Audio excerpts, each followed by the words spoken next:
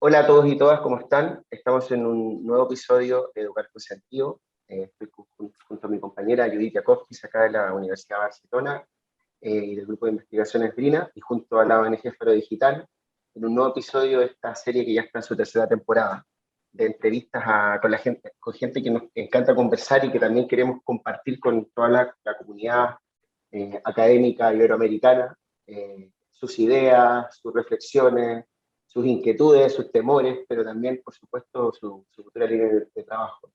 Hace tiempo queríamos hablar con Edgar porque es una persona referente en nuestro propio campo de trabajo para los que nos situamos en torno en el frente de las tecnologías educativas en su comienzo, pero en general de la cultura digital, ¿no? De todas las transformaciones que se han vivido de manera tan acelerada, previamente a la pandemia, pero con la pandemia ha sido todo un sin parar.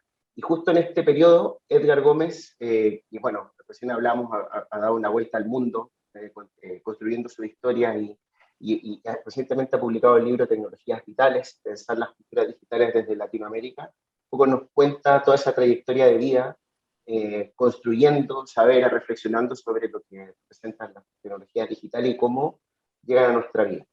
Así que sin más quiero agradecer a Edgar Gómez que esté con nosotras y nosotros en este espacio.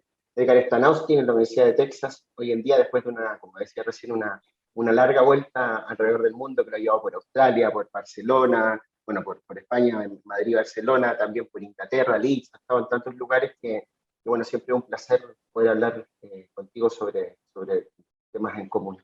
Edgar, bueno, lo primero es agradecerte nuevamente y estás allá justamente en Austin, que es bastante más temprano que acá.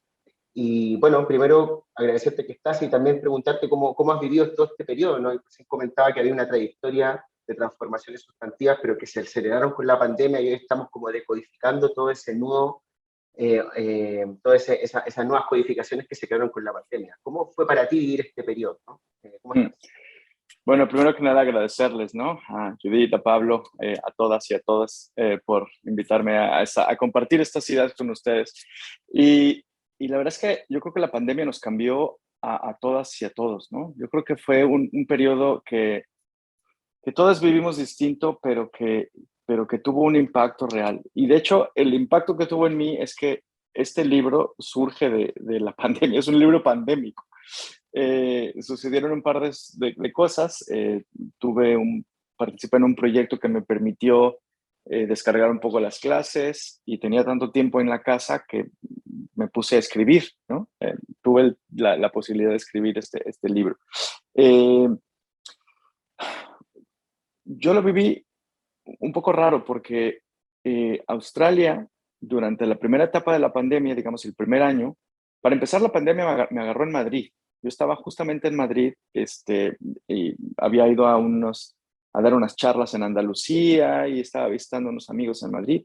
Justo cuando la policía, me acuerdo que estábamos caminando por la M30, ¿no? Que es por donde está el río, y la policía pasaba y decía, métanse a sus casas porque esto ya llegó, ¿no? Ya sabíamos de Italia, ya sabíamos de China, pero todavía estaba un poco en ese momento originario de la pandemia en la que todavía no sabíamos muy bien qué iba a pasar. Y entonces la policía, métanse a sus casas, y yo cambié mi boleto porque dije, no, esto se está poniendo muy difícil. Y el día que yo salí de Madrid, me subí al metro a las 4 de la tarde rumbo a Barajas y desierto, y Barajas ya estaba cerrándose y al otro día cerraron el país. Entonces me tocó vivirlo en carne propia, pero cuando llegué a Australia, lo interesante es que durante muchos meses no hubo virus. Mientras que el mundo se caía a pedazos, Estados Unidos, Brasil, México, Europa estaban en una situación terrible. En Australia estábamos en los bares, en los restaurantes, en el cine, porque al ser una isla al final del mundo, casi literalmente, cerraron las fronteras, no entraba nadie, no salía nadie, y por lo tanto, pues no había virus, ¿no? Y entonces la sensación, la relación con la pandemia fue muy, muy complicada porque nosotros veíamos al resto del mundo sufrir, mientras que nosotros teníamos una especie de, como de sensación de desasosiego y nos sentíamos culpables, ¿no? Porque estábamos muy bien en Australia. Luego las cosas cambiaron, por supuesto, y ya es otra historia de lo que sucedió después, ¿no? Pero durante muchos meses eso fue así. Entonces, esta sensación como de estar observando el futuro sin tener la preocupación de que te está sucediendo a ti, causa también una especie como de disonancia cognitiva, ¿no? Y nos permitió, creo, vivir al menos la primera parte de la pandemia de manera distinta. Y luego, la segunda parte de la pandemia es darte cuenta de que estás protegido o estás protegida, pero estás completamente aislado, completamente aislada. O sea, no puedes salir de la isla, no puedes moverte, no puedes hacer nada. Y claro, ahora la sensación ya no es de alivio, sino de encierro, ¿no? Entonces, todos estos elementos también hicieron, o sea, el hecho de que esté en Austin, de alguna forma se conecta con la pandemia, porque decidí que Australia era un país muy bonito, me encantaba, de hecho ya soy australiano, este, pero que tenía que vivir más cerca de donde estaba mi objeto de estudio, pero de la familia y de geografías un poco epistémicas, pero también sensoriales que me resultaran más coherentes, ¿no? Entonces, trabajar haciendo trabajo de campo en México desde Australia, pues es una locura, pero desde Austin, pues es muy fácil, son 2 horas de vuelo y ya está.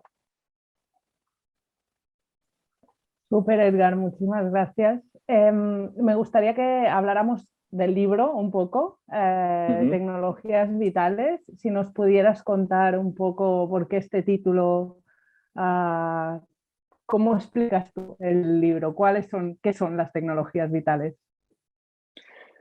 Es una, es una muy buena pregunta. Un poco más de contexto quizás eh, mm, pueda resultar de utilidad. En este momento pandémico, en donde yo de repente tuve un poco de tiempo, me dediqué durante muchos meses a leer muchos libros que tenía pendientes, ¿no? Claro, ahora teniendo tanto tiempo disponible, pues tienes una pila de libros que por fin puedes entrarle de lleno. Y entonces empecé a leer muchos textos en donde había como una especie de negatividad y de pesimismo en torno a las tecnologías. Y yo llevo tantos años estudiándolas, 22, 23 años estudiándolas, que todavía recordaba, y yo mismo era parte de esa cultura digital muy temprana, en donde era celebratoria, en donde las posibilidades eran de maravillarnos, en donde planteábamos que las tecnologías podían ser un vehículo para la democratización, para el posthumanismo, eh, para aliviar la pobreza, etcétera, etcétera. Y todos estos libros que estaba leyendo, incluido de Cristóbal Cobo, todos estos libros que estaba leyendo, de alguna forma pintaban un panorama completamente distinto, ¿no? Entonces me di cuenta que había como dos elementos ahí que teníamos que atender. Por un lado, la gran narrativa sobre las tecnologías había cambiado. Y entonces ya no eran las tecnologías de liberación, sino que habían pasado a ser las tecnologías de opresión, ¿no? Como un poco como plantea David Nemar en su libro. Eh, Había esta tensión, pero al mismo tiempo también lo que sucedía es que la otra dimensión que estaba presente es que ya no podíamos pensarnos fuera de las tecnologías. Es decir, un mundo, un mundo no tecnológico no resulta viable ya. Ya no es posible tener un mundo no tecnológico. Entonces me di cuenta que la forma en la que estaban construidas las tecnologías desde hace algunos años y de alguna forma la forma en la que habían sido construidas hasta ahora apuntaba a que fueran parte de nuestra vitalidad. Entonces, cuando digo tecnologías vitales, y lo recalco mucho en el libro, no me refiero a tecnologías que sin ellas no podemos vivir, ¿no? O sea, es tecnología de vida o muerte. Porque siempre hay alguien que te puede decir, oye, yo no uso mi celular o yo no tengo Facebook, entonces yo no entro en ese rollo. Estoy hablando de otra cosa, estoy hablando de cómo las tecnologías se han incrustado en la forma de construir la vitalidad, en la forma en la que la vitalidad es construida más allá de la tecnología particular que sea, ¿no? Entonces, el otro elemento de esta ecuación es que en el 2000, un poco antes de la pandemia, en el 2018 o así, eh, como llevo muchos años ya en la academia anglosajona y haciendo mi trabajo en inglés digamos, participando en las discusiones en inglés, me di cuenta que, por un lado, la cultura digital se discutía de una determinada manera, pero por otro lado, no había textos en inglés importantes sobre WhatsApp, por ejemplo. Y entonces yo decía, pero si yo estoy viendo en mi teléfono, mis amigos, mis amigas, mi familia, usan WhatsApp para todo, están constantemente con WhatsApp. Entonces, ¿por qué nadie está escribiendo sobre WhatsApp en el mundo anglosajón? Y las pocas cosas que había eran todas de España, de África, de Latinoamérica, del sureste asiático. Y era como, aquí hay una división también que no estamos atendiendo, ¿no? Entonces, recibí un pequeño apoyo, fui a México, hice un trabajo de campo sobre WhatsApp y publiqué un texto en donde hablaba de WhatsApp como una tecnología de vida, le llamé en ese momento. Y después hice crecer el concepto hacia tecnología vital y este es como de donde surge el libro, ¿no? Pero hay dos elementos más que son importantes de mencionar. Como ya dije, pues mi trabajo es en inglés, mi trabajo por el que se me evalúa, digamos, ¿no? Pues son las publicaciones y demás, pero es en inglés. Entonces, escribir un texto en español en este momento era también una forma política de proponer, necesitamos escribir esto en español porque necesitamos pensar más en español. Y no solo pensar en castellano, sino también actuar congruentemente dentro de esto, ¿no? Entonces, así surge la idea de hacer un libro completamente libre, que no responda a las cuestiones del trabajo, que sea como un hobby casi, ¿no? Por eso el libro está lleno de anécdotas, de cosas personales. Es un libro que mezcla mucho mi trayectoria como investigador y la relación de mi trayectoria con el objeto, ¿no? Un poco también como siguiendo a las feministas para contextualizar, posicionar desde dónde hablo sobre estas tecnologías. Entonces, pues es también un poco como cerrar un ciclo, ¿no? Porque justo acabé el libro cuando sabía que me venía para Estados Unidos, que era como cerrar el ciclo geográfico, le di la vuelta al mundo, literalmente, y también era un ciclo que duró 18 años, ¿no? Yo salí hace 18 años de México, estoy llegando a las Américas, de regreso, 18 años después, entonces es también como una cosa de la mayoría de edad, etcétera. Y eso es así, de ahí surge el libro, y el libro es una reflexión sobre cómo tendríamos que estudiar, pensar, explorar y reflexionar sobre las tecnologías que se han convertido en vitales en una época en la que más que nunca necesitamos pensarlas desde nuestras geografías, desde nuestras historias, desde nuestras culturas y desde nuestros pensamientos, ¿no? Que también es importante. Y si quieres hablaremos un poco más de eso después. Pablo, creo que se nos quedó ahí. ¿A dónde? Se nos quedó enganchado. Entonces se escucha, Judith. Que te tenemos congelada la imagen, pero que estaba diciendo. ¿Ahí sí? Ahí está. Sí, sí. vale, ya volvió. Mira, yo quería preguntarte lo que estabas diciendo recién, que va un poco, tiene que ver con tu libro, pero te pediría una profundización cuando hablas de las tecnologías vitales. ¿Qué te parece a ti que has dado? Bueno, y justamente las denominas como estructurales, ¿no? Entonces, primero me gustaría saber por qué las llamas estructurales y luego, ¿cuál es tu opinión respecto a, después de haber vivido en tantos lugares del mundo, que el uso de las tecnologías vitales sea estandarizado, no habiendo tanta diversidad cultural, territorial? Porque existen las tecnologías digitales en el marco de la globalización y los usos son como se espera que sean bastante estándar. ¿Qué reflexión hacen al respecto? Hay como tres cosas. La primera, no les llamo estructurales, sino les llamo infraestructuras, que no es necesariamente lo mismo. Y la idea de infraestructuras no es una idea mía, ni mucho menos. Hay un trabajo importantísimo de antropología de las infraestructuras, y también trabajo sobre infraestructuras de información, etcétera. Es decir, la idea de infraestructuras es una idea que, si bien en los estudios de comunicación, educación, psicología no está tan presente, en estudios como la antropología, en disciplinas como la antropología o en los estudios de ciencia y tecnología, es un objeto importante. Entonces, cuando hablo de infraestructuras, y aquí sigo, insisto, a muchos y a muchas autoras, piensen al alcantarillado o en la electricidad o en el agua corriente, ¿no? Es cierto, no todas las personas tienen estas infraestructuras. O sea, hay gente que no tiene acceso a agua corriente o alcantarillado o electricidad, etc. Pero sin embargo, tanto la electricidad como el alcantarillado y todas estas infraestructuras están presentes y son parte de nuestras ciudades, ¿no? Insisto, con distintas aproximaciones, en distintos accesos, pero ya son parte cotidiana. Ya podríamos pensar eh, fácilmente no tener electricidad o no tener agua potable, no tener agua corriente.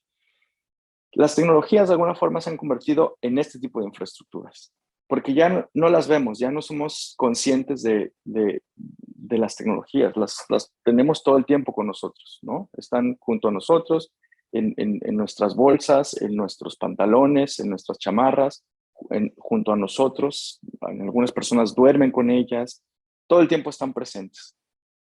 Entonces, y aquí siguiendo a Wendy Chun y a muchas otras personas, se han vuelto invisibles. Es decir, ya no las contemplamos como tal. Y el único momento en que son visibles es cuando, híjole, se me va a acabar la batería, o no tengo conexión, o WhatsApp se cayó y no recibo mis mensajes, o estos momentos de tensión, estos momentos en donde desaparecen momentáneamente o se convierten en inaccesibles por alguna situación, son momentos en los que nos damos cuenta de la importancia que tienen, ¿no? Entonces, en ese sentido, por eso hablo de que las tecnologías son infraestructuras, como otras muchas que tenemos en nuestra vida urbana cotidiana. Pero yo creo que hay otra dimensión más, y es en donde para mí adquieren su estatus de vitales. No solo son infraestructuras que nos permiten llevar a cabo la cotidianidad, que nos permiten existir en el mundo, sino que nos mueven a existir de determinada forma en el mundo. Nos despertamos en las mañanas y lo primero que hacemos es ver si tenemos algún mensaje, acondicionamos nuestros horarios para hacer ciertas cosas con las tecnologías, pensamos en 140 caracteres o en 280 caracteres para un mensaje. Es decir, articulan y estructuran, aquí sí, estructuran nuestra vitalidad de forma muy particular. Esto, por supuesto, tampoco es necesariamente nuevo y los medios ya lo hacían de alguna forma, los medios tradicionales, la televisión, la radio y demás. Sin embargo, nunca hemos tenido tecnologías de comunicación de información tan potentes y tan incrustadas en nuestra cotidianidad. Oye, Edgar, y al hilo de esto que estás explicando, ¿no? En tu libro, y quizá algo que has dicho antes también, ¿no? Que hablas de este paso desde el ciberespacio hacia el algoritmo y que tiene que ver también con estos procesos de automatización, y que tú ahora hablabas también de la tensión entre la opresión y la liberación, quizá la liberación más vinculada al ciberespacio y la opresión más vinculada al algoritmo. Y ahora que hablabas de cómo sí, estas infraestructuras tienen esta capacidad para estructurar gran parte de nuestra cotidianidad, gran parte de nuestras vidas y de lo que hacemos en nuestras prácticas diarias. En este contexto, y ya entrando como en un debate histórico, ¿no? de las ciencias sociales, de la sociología entre la estructura y la acción, ¿cómo se recoloca la agencia en este nuevo escenario, donde lo que nos estructura también como siempre ha hecho, nos habilita a actuar de determinada manera? Esta pregunta es clave y aquí es muy interesante. Una anécdota sirve como para ilustrar esto. El editor del libro, uno de los editores, digamos, es la editorial, hace sobre todo libros de literatura. Ahorita si quieren podemos hablar de por qué escogí esta editorial, pero hace sobre todo libros de literatura. Entonces, cuando leyó el texto por primera vez, me dijo, ¿esto de la agencia qué es? Como que no estaba en su vocabulario, ¿no? En la palabra, en su uso cotidiano, pues significa otra cosa. No la entendía, entonces me preguntó, ¿qué significa esto? Entonces ahí desarrollé un poco el apartado de la tensión entre agencia y estructura, que es una de las grandes debates en la sociología. Pero la pregunta interesante, creo yo, no es la pregunta epistemológica si tenemos agencia en un mundo estructurado por las tecnologías, sino cómo la agencia y la estructura ya no pueden desengranarse del uso de las tecnologías. Y aquí es donde está tanto la agencia como la estructura, ambas son tecnológicas o ambas tienen un componente tecnológico. A lo mejor vale la pena un poco desarrollar esa idea de lo histórico, ¿no? En las primeras épocas de Internet, en la época en la que se llamaba el ciberespacio, o la que se le decía el ciberespacio, la conexión era una conexión que requería una agencia humana. Es decir, requería que encendieras el módem, que marcaras un número o que te conectaras a través de un protocolo y requería activamente que tú decidieras en qué momento entrar y por lo tanto en qué momento salir. Y era una época en donde la mayoría de los usuarios, y lo digo en masculino, la mayoría de los usuarios eran hombres, educados, en países desarrollados, etc. Entonces, realmente, no estoy diciendo que la época del ciberespacio haya sido mejor. Era una tecnología completamente elitista, completamente separada de la cotidianidad. Lo que pasa es que ahora, sobre todo a partir de la emergencia del teléfono celular y sobre todo a partir de la emergencia del teléfono inteligente, que podríamos hablar si es inteligente o no, pero digamos el conocido smartphone, esta idea de conexión-desconexión cada vez es más porosa. Cuando se está dentro, ya no se está dentro del ciberespacio, se está conectado y conectada 24 horas al día, incluso si no estás viendo la pantalla, ¿no?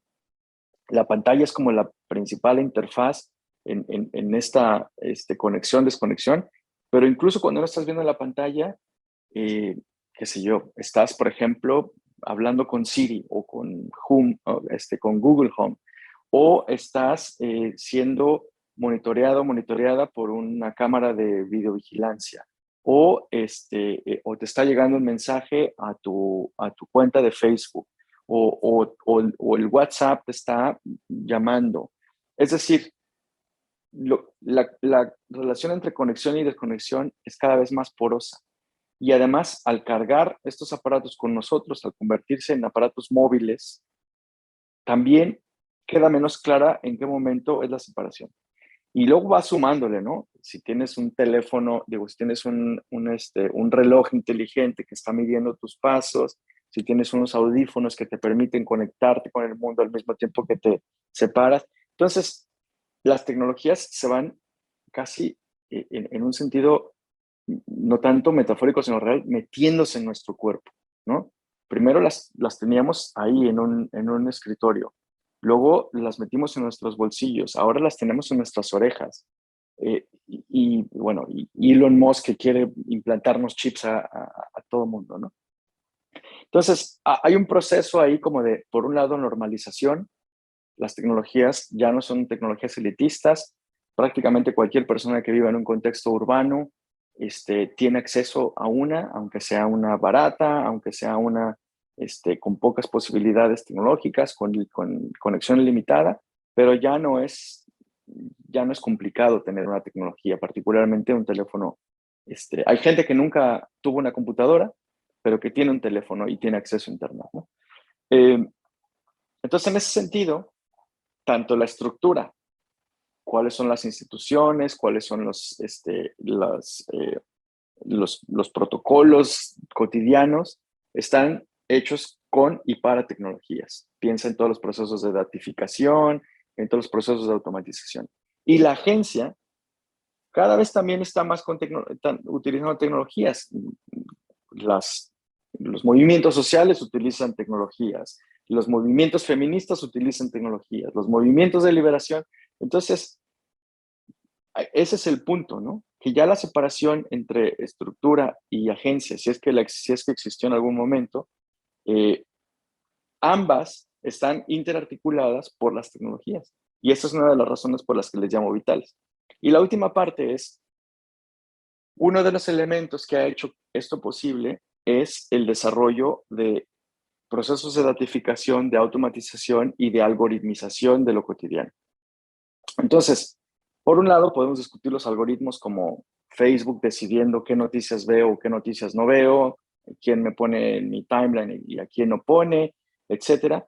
O podemos pensarlo como procesos de configuración de estructura y agencia de los que ya no somos capaces de abstraernos. Tú vas al banco y si te dicen, aquí dice en la computadora que usted tiene un mal crédito. No hay nada que puedas hacer contra eso. Es un algoritmo que muchas veces es un algoritmo opaco, que tú no sabes cómo funciona, que incluso las personas que lo implementan no saben cómo funciona, y lo único que se lee es el resultado. Usted pasa o no pasa esta prueba. Usted puede o no tener acceso a esto. Usted está marcada como esta dentro de este grupo o dentro de este otro grupo.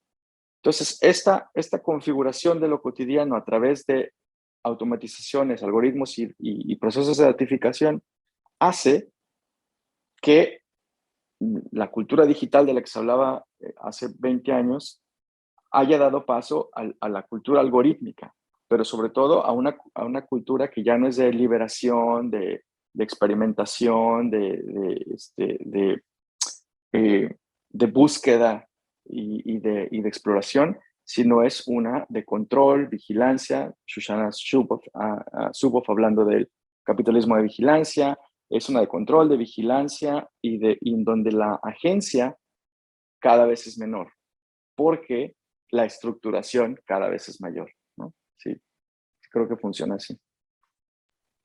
Bueno, nos mencionado muchos temas y ya que estamos en el ámbito más cercano a lo que tiene que ver con este nuevo fenómeno de datificación, una pregunta, ¿cómo valoras tú todo este fenómeno, en eso que tú llamas la captura de la cotidianidad y de la imaginación por parte de las tecnologías, cuando están gestionadas, promovidas por corporaciones tecnológicas privadas, ¿no? Las famosas Big Tech?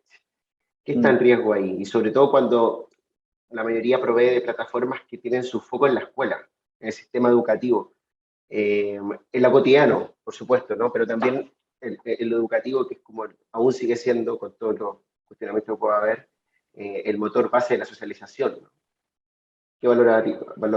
¿Cómo valoraría este fenómeno? Yo creo que hay una cosa que nos debería preocupar más de lo que nos está preocupando, ¿no? Y es, en algún momento, aquí hay una cosa interesante, creo yo. Lo toco en el libro un poco tangencialmente, y es, si tú ves la economía política de las tecnologías de comunicación e información, tú te encontrarás que en un primer momento las tecnologías eran más abiertas, se podían manipular más, no pertenecían a nadie, la gente las implementaba en sus distintos ámbitos. Y las formas de control de esas tecnologías o que permitían esas tecnologías eran mínimas. De hecho, esa era toda la belleza de las tecnologías, que te permitían, como todas estas historias sobre el Internet, te permitían no tener un centro, te permitían tener una comunicación horizontal, descentrada, sin un poder que pudiera decidir sobre ellas, ¿no? Y las comunidades que se creaban, los colectivos que se creaban a través de la comunicación en los precursores de las redes sociales, o sociotécnicas, o como les quieran llamar, eran grupos que decidían, que tenían decisión sobre cómo se gestionaban estos mismos grupos, ¿no? ¿Se acuerdan de los community managers? Había administradores y moderadores, administradoras y moderadoras. Había como casi le podríamos llamar como una self-governance, ¿no? un gobierno propio en cada uno de estos sistemas. Eso desapareció en el momento en que un estudiante de Harvard crea un sistema en donde la gente lo ve como digamos, la siguiente fase de algo que ya llevaba muchos años haciendo, que es comunicarse a través de tecnologías. La diferencia es que todos y todas y todes nos comunicamos a través de una plataforma que tiene un dueño. Tiene varios dueños, pero una persona decide sobre todas las vidas de todas las personas. Y entonces, y esto hablando de Facebook, por supuesto, ¿no? Ahora llamado Meta. Y esto ha sido un proceso que se ha ido solidificando, como en los procesos de consolidación en los medios, ha ido sucediendo con las tecnologías. Entonces tenemos ahora una serie de tecnologías que tienen dueños muy específicos. Tienes Instagram, Facebook y WhatsApp que pertenecen a Meta. Tienes Google con toda su suite que pertenece a Google. Tienes Twitter, que es curioso Twitter porque no es una tecnología tan importante en términos de usuarios, pero sin embargo todo el mundo piensa que es muy importante porque ahí se debaten cosas o se debaten cosas desde ciertas perspectivas, ¿no? Si quieren hablamos un poco de Twitter en algún momento. O tienes un montón de otras tecnologías, Discord, Slack, etcétera, etcétera, etcétera. Pero todas estas compañías son con fines de lucro, excepto algunas como Signal. Todas estas tecnologías tienen fines de lucro y por lo tanto tienen embebidas en esas tecnologías procesos de datificación y procesos de análisis algorítmico de datos. Es decir, cada cosa que cada uno de nosotros y nosotras pone en Internet a través de estas plataformas está siendo procesado para perfilarnos. Quiénes somos, qué nos gusta, qué nos disgusta, qué hacemos, cuándo lo hacemos, en dónde lo hacemos, con quién lo hacemos, qué queremos, qué aspiramos, qué queremos comprar, qué queremos vender, qué queremos soñar, qué queremos. Todas estas cosas se convierten en materia prima, diría Zuboff, para esta nueva forma de capitalismo que todo lo captura. Entonces hablo de las distintas capturas, ¿no? La captura de la comunicación, la captura de la imaginación, la captura de la cotidiana, etc. Entonces, todo este largo trayecto es para contestar tu pregunta. Uno de los procesos que de alguna forma se había mantenido más o menos independientes y más o menos aislados de estas fuerzas tecnológicas era la educación. Porque teníamos otras tecnologías importantes, el libro, la libreta, el pizarrón, etcétera, etcétera. Y sin embargo, no solo con la pandemia, ya pasaba mucho antes, pero la pandemia dio un acelerón impresionante a el uso de estas tecnologías por parte de la educación. Estamos en una tecnología que se llama Zoom, y Zoom está generando un reporte de esta reunión, no como la Stasi, ¿no? Pero sí en un proceso automatizado en donde, ok, vamos a mejorar la imagen de no sé qué cuando 3 personas estén en Zoom, etcétera, etcétera. Estamos trabajando para Zoom. Lo que pasa es que no lo percibimos como tal. Estamos teniendo una conversación increíble, estamos discutiendo cosas importantes desde un punto de vista crítico y sin embargo, estamos usando Zoom, estamos usando Mac, estamos usando Google. Mi casa tiene Google Fiber. Es decir, cada vez más no podemos escaparnos de estas tecnologías. Y todo, incluso la educación, pasa por estas tecnologías. Estamos terminando un pequeño proyectito que iniciamos en Australia, que es como vamos a ponerlo así, como un reporte de el estado de la cuestión de las tecnologías de procesos automatizados en el mundo no occidental o no desarrollado. Entonces, yo hice el capítulo de América Latina. Hay otros que hicieron el capítulo de África, el capítulo de Asia, el capítulo del sudeste asiático, etc. Yo hice el capítulo de América Latina. Y una de las cosas, una de las constantes en todas las entrevistas que hice con expertos y expertas en inteligencia artificial, machine learning, todas estas cosas, tanto de la educación como de la no educación, es esta.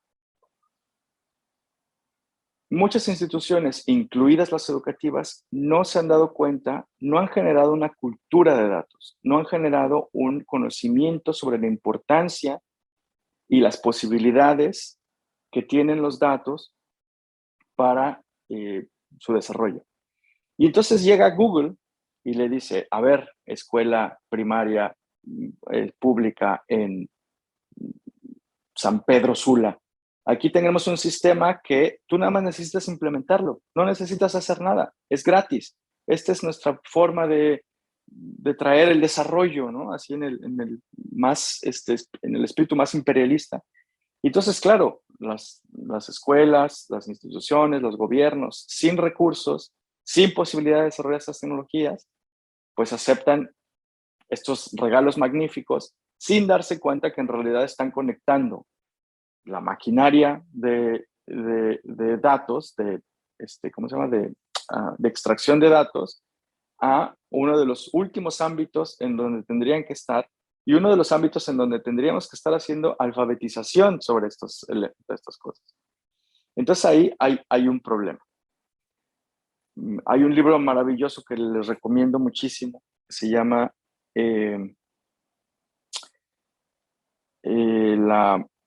la máquina carismática, de Morgan Ames. Y lo que hace ella es, se va a Paraguay, hace una etnografía sobre el proyecto One Laptop Per Child y analiza qué es lo que sucede en el campo cuando llegan estas computadoras desarrolladas con una filosofía constructivista y hechas en MIT en Boston. Y llegan a una población rural en Paraguay. Es un libro maravilloso porque dice, bueno, a ver, aquí las condiciones no están dadas para esa tecnología por una serie de circunstancias. No hay una cultura de tecnologías y por lo tanto no saben muy bien cómo usarlas. Los papás y mamás no saben cómo enseñarles a los hijos. No hay una alfabetización. Entonces hacen lo que cualquier niño o niña haría con una tecnología. Se ponen a ver videos, se ponen a jugar videojuegos, y eso es todo el uso de las tecnologías. No aprenden a programar, no aprenden idiomas, no crean compañías. Toda esta filosofía de lo que podría potencialmente generar una computadora, pues no sucede en el campo, ¿no? Y entonces, historias como estas, pues hay muchísimo.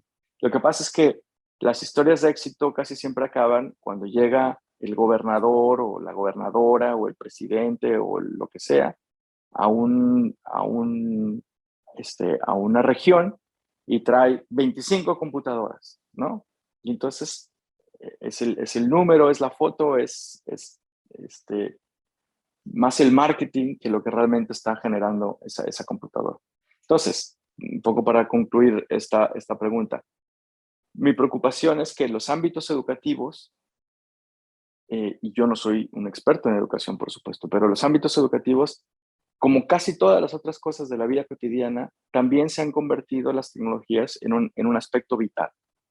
Ya lo vimos con la pandemia, niños y niñas aprendiendo a través de Zoom, los que tenían buena conexión, a través de WhatsApp, los que no tenían buena conexión. O sea, siempre inventaremos algo para sobrevivir, ¿no? Eso es muy latinoamericano. Siempre pondremos un cable así, haremos alguna cosa, ¿no? La gambiarra brasileña, la yugad india, la mexicanada que nosotros le decimos. Siempre aprenderemos cómo sobrevivir. Sin embargo, eso no significa que los ámbitos más importantes de nuestra vida cotidiana, incluida la educación, estén cada vez más conectados con la estructura, para regresar a eso, que nos proponen desde las compañías tecnológicas que vienen del norte, ¿no? Entonces estamos en una especie de callejón sin salida. Por un lado, necesitamos, es decir, las tecnologías impregnan todas las dimensiones de nuestra vida, pero al mismo tiempo, por ejemplo, en el sistema educativo, a lo que acceden los niños y las niñas es una tecnología muy controlada o muy monopolizada por unas determinadas compañías, pero a veces es la única manera que tienen de acceder a la tecnología. Entonces, ¿cómo podemos pensar en cómo salir de ahí? Pensando además en todo lo que comentabas antes, ¿no? de la explotación de datos que eventualmente se podría estar haciendo de los alumnos y de las alumnas cuando usan las plataformas. ¿Cómo podemos pensar en formas alternativas? ¿Cómo podemos pensar en formas de concientización de las familias, del profesorado y más en entornos de extrema vulnerabilidad en los que es muy difícil plantear una cosa que no sea esta solución fácil y rápida que aparentemente ofrece, por ejemplo, Google? Edgar, un comentario pequeño para lo que Sí. decía Judith. Una cosa, ya que estamos hablando y sé que estamos un poco cerca de la hora, pero quería comentártelo porque ya que hablamos de algo vital, hace poco con Judith en un trabajo de campo, en una escuela aquí en Cataluña, vimos un caso que lo conversábamos después porque justamente acá en estos países donde se promueve la autonomía escolar y en realidad son las escuelas las que tienen como la decisión finalmente de qué tipo de plataformas se utilizan, de diseñar su plan educativo. Hablamos con un director o una directora, voy a mantener el anonimato en general, y ellos tuvieron los recursos y la paradoja que nos pasó fue que no es que fuese la Big Tech a la escuela, sino que él o ella con su equipo directivo decidieron ir a Google. Ellos mismos, ¿no? Y ellos decidieron ir a Google a comprar tanto el medio, el dispositivo, como la plataforma. Y nuestra pregunta iba muy en la lógica de saber por qué. O sea, desde luego, nosotros estábamos investigando, nosotros tampoco es que fuimos alfabetizados, ¿no? Pero sí queríamos indagar por qué, ¿no? Y todo eran, iban por dos lados los discursos. Por un lado, el discurso iba por, oye, simplifiquémonos la vida, no vamos a estar ahora complicándonos las cosas cuando tenemos otros temas y es difícil todo. Y por otro lado, porque ya funciona, lo usamos fuera de casa, ya todo el mundo conoce, quien no conoce Google, ¿no? Entonces, bueno, ya dije la marca. Entonces, no es tan desconocida. Entonces, cuando dice Judith, es como un callejón sin salida, claro, si la Big Tech va a la escuela, pero cuando no va a la escuela, va a la escuela a la Big Tech, ya es como que es totalmente la autopoiesis, ¿no? Siguiendo un poco en el debate medio sociológico. Insisto, yo no soy experto, ni mucho menos en tecnología y educación, pero tengo una idea muy radical. Yo creo que necesitamos menos tecnologías y más y mejores maestros. O sea, o maestras, ¿no? Y es una idea radical porque ya va en contra de todo lo que se propone. Ya es, ¿qué otra tecnología podemos traer? ¿Qué otra cosa podemos sumar a nuestro repertorio tecnológico en las escuelas? Cuando lo que necesitamos es formar profesores y profesoras de manera sólida, que sean capaces de interpelar, de enseñar espíritu crítico, que sean capaces de ir más allá de una repetición de contenidos, que sean capaces de generar pensamiento independiente, que sean capaces de inspirar, que sean capaces de emocionar a los niños y las niñas a que lean bien, a que aprendan a leer bien, a que aprendan a leer bien y a escribir bien, ¿no? Yo creo que no voy a decir es muy sencillo. Yo creo que es muy complicado, pero la base de todo, insisto, sin saber nada de educación, es saber leer y escribir bien, tener una noción de matemática más o menos sólida y tener espíritu crítico. Si tú, insisto, los especialistas son ustedes, yo solamente creo que esto es como la base de una buena educación. Y eso, desafortunadamente, podrás tener herramientas muy bonitas que te ayuden, que continúen, pero esto no lo puede lograr una computadora ni un teléfono. Esto lo logra un buen o una buena profesora. Entonces, claro, ahora tenemos que también darnos cuenta que no todas las personas podrán formarse en las escuelas públicas de Finlandia y que el profesorado en Chiapas o en Oaxaca, que hicieron apenas unos años y que están al frente, ¿no?, de la gran guerra contra el analfabetismo, etcétera, contra la violencia, incluso en México, pues no tienen los recursos, no tienen las herramientas necesarias. Entonces, que alguien llegue, una empresa que te diga, oye, yo te voy a dar una herramienta que te permitirá que tus niños y tus niñas aprendan matemáticas. Pues, dices, sí, y además te lo ofrecemos gratis. No tienes que hacer nada. Tú, es más, y además te vamos a poner una sala bonita con el rojo y el amarillo y el azul de Google. Vas a ver, va a quedar padrísimo. ¿Quién le va a decir que no a eso? ¿No? Escasez de recursos. Y entonces está pasando lo que dices tú, de, oye, ¿y cómo podríamos hacer para que nuestra escuela tuviera una de estas aulas de Google en donde vinieran las computadoras? Entonces ya las grandes compañías, o lo que hizo, por ejemplo, Facebook con India, ¿no? Este proyecto que lo tenían en India, creo que también lo tenían en México y en Brasil, que era darte como un servicio, y no me acuerdo cómo se llamaba, era como Google, como Facebook Basics, o creo que se llamaba Facebook Basics, que era darte cosas no muy elaboradas en términos de la cantidad de datos que necesitabas, no videos, no animaciones, sino solamente texto, pero para poder estar conectado, ¿no? Y te lo iban a dar gratis. En muchos países, en México, tú compras un poco de datos y te dan gratis WhatsApp, Facebook, Twitter, etc. No te lo están dando gratis. Estas compañías están subsidiando ese uso porque tus datos valen eso, ¿no? Entonces, si tuviéramos una verdadera alfabetización sobre datos y algoritmos, a lo mejor nos daríamos cuenta que es Google quien tiene que pagarle a las escuelas por usar sus datos. Es Google quien tiene que pagarnos a nosotros por hacer las búsquedas. Es Facebook quien tiene que pagarnos cada mensaje que mandemos porque estamos dando información sobre nosotros.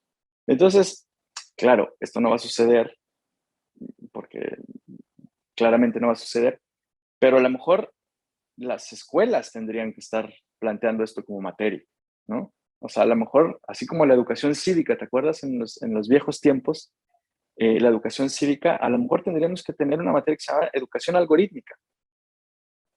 Cómo dialogar, interpelar, criticar, generar, ¿cómo se llama?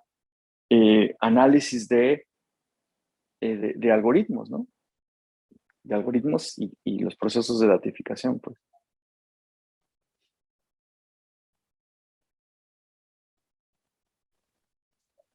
Fantástico, Edgar. Muchísimas gracias. Yo creo que podríamos ir concluyendo. Nos gustaría quizá acabar con una pregunta. Me ha encantado, la verdad, este giro de la tortilla, ¿no? Y en este contexto, nos gustaría preguntarte.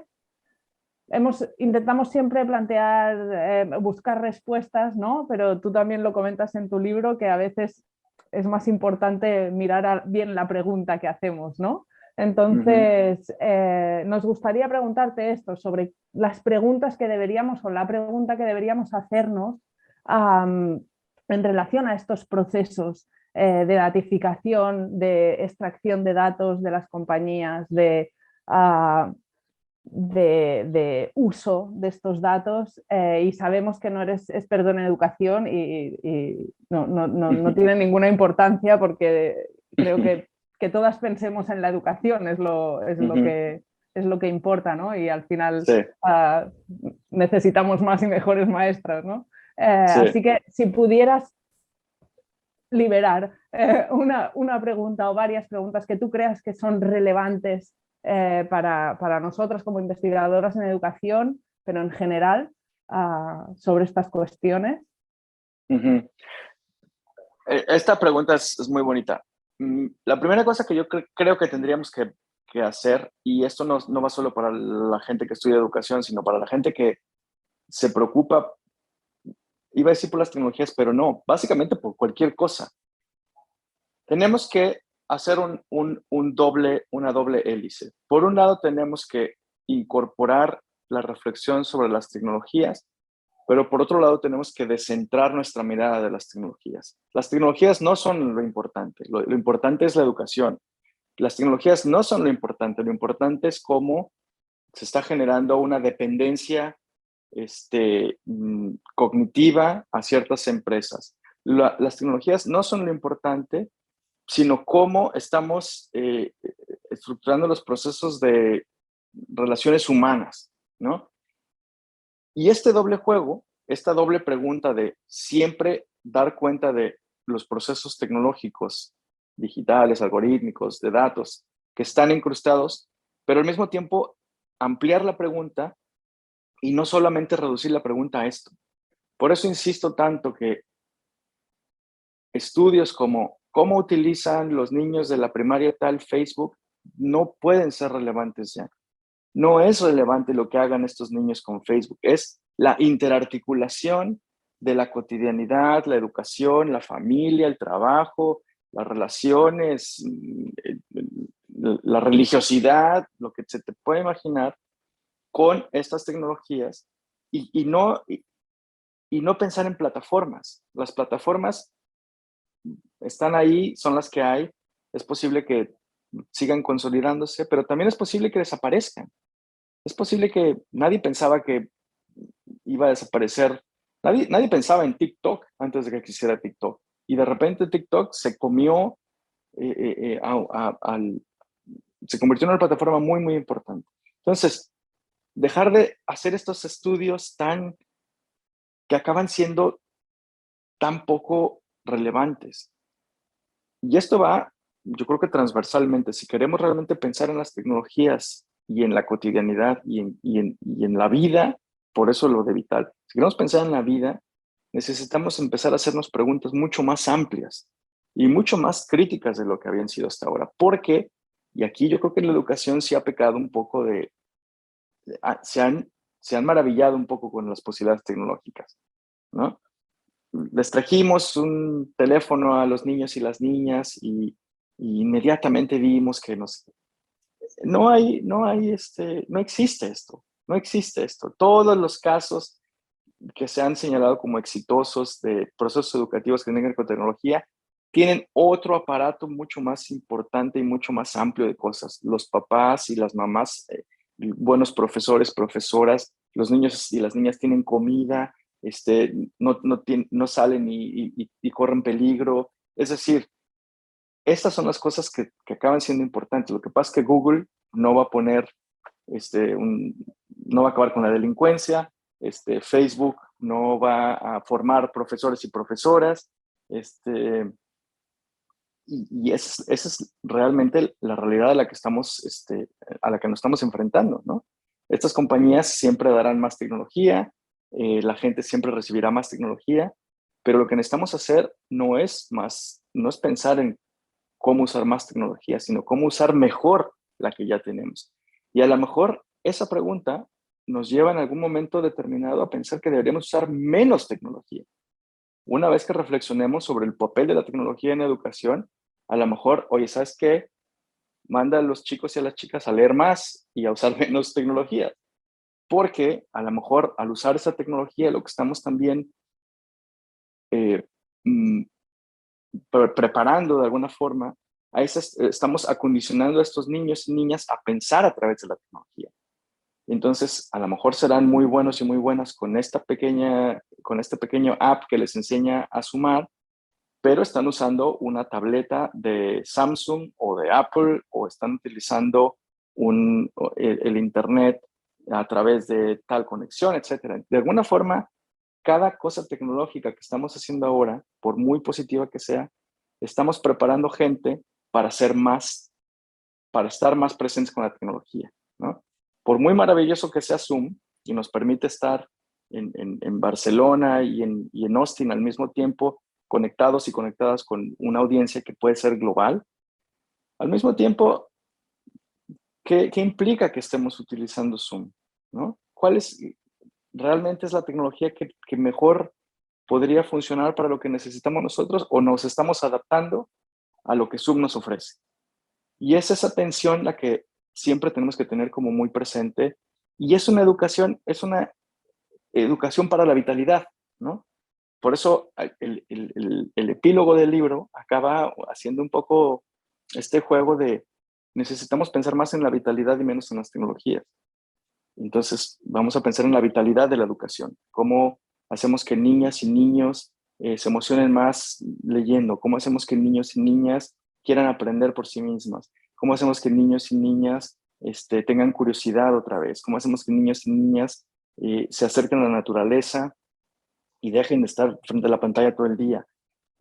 Y eso es una labor que no es de las escuelas, es de las escuelas y los papás y las mamás y los grupos a los que participen, etcétera, etcétera.